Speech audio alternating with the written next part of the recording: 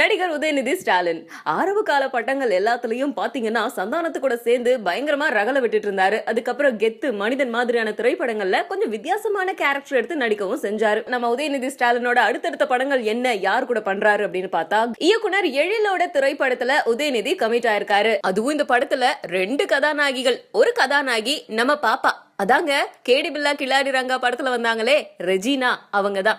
இன்னொரு கதாநாயகி சிருஷ்டி டாங்கே. சோ இந்த திரைப்படத்துல நம்ம உதயநிதி 2 லட்டு சாப்பிட போறாரு. சூரி முக்கியமான கதாபாத்திரத்துல நடிக்கிறாராம். உதயநிதி தன்னோட பார்ட்னரை மாத்திட்டாரோ, எது எப்படியோ உதயநிதியோடைய அடுத்தடுத்த ஸ்டெப் எல்லாம் பயங்கர பலமா தான் இருக்கு. பொதுவா மலையாளத்துல பயங்கர ஹிட் ஆகி ஒரு படம் ஓடுச்சுன்னா கண்டிப்பா அந்த படத்தை தமிழ்ல எடுக்கிறதுக்கு ட்ரை பண்ணுவாங்க. அந்த வகையில ஹாப்பி வெட்டிங்ஸ் அப்படிங்கிற ஒரு திரைப்படம் லோ பட்ஜெட்ல எடுத்த மலையாள திரைப்படம், ஆனா சூப்பரா ஓடி பயங்கரமான ஹிட் எல்லாம் அள்ளி 20 கோடியை சம்பாரிச்சிருச்சு அந்த திரைப்படம். இந்த திரைப்படத்தோட ஹிட்ட பத்தி உதயநிதி கேள்விப்பட்டிருக்காரு. அதனால இந்த படத்தோட தமிழ் ரீமேக் ரைட்ஸை தானே வாங்கி அதுல அவரே நடிக்க இருக்கிறதாகவும் தகவல்கள் வெளியாயிருக்கு. இப்பெல்லாம் சின்ன சின்ன திரைப்படங்கள் அதிக அளவுல கவனிக்கப்படுதுல, அந்த மாதிரி உருவாயிட்டு இருக்க ஒரு திரைப்படம் தான் மீன் குழம்பும் மண்பானையும். படத்துல கதாநாயகனா நடிகர் ஜெயராமுடைய மகன் காளிதாஸ் ஜெயராம் நடிச்சிட்டு இருக்காரு. அவருக்கு அப்பாவா நம்ம இளைய திலகம் பிரபு நடிச்சிட்டு இருக்காரு. அவருக்கு ஜோடியா நம்ம கமலஹாசனுடைய ஜோடி பூஜா குமார் நடிக்கிறாங்க.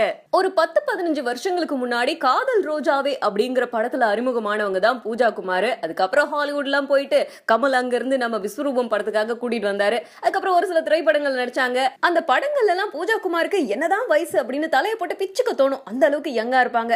ஆனா பிரபுக்கு ஜோடினா அது எப்படி அப்படின்னு யோசிக்கும் போதுதான் சொல்றாங்க, படத்துல இருக்கிற நாயகன் காளிதாஸ் அவரோட ஜோடி கூட டூயட் பாடும்போது நம்ம பிரபுவும் அவரோட இளமை காலத்துக்கு போய் பூஜா குமாரோட டூயட் எல்லாம் பாடுறாராம். சோ கதைப்படி அவரோட இளமை காலத்துல இளமையான வைஃபா நம்ம பூஜா குமார் வருவாங்க போல இருக்கு. அது வந்து டூயட் பாடல்ல மலேசியா கேர்ள்ஸ் எல்லாம் அணியற மாதிரி ட்ரெஸ் போட்டுட்டு பயங்கர ஸ்டைலா இருக்கிறாங்களாம் நம்ம பூஜா குமார்.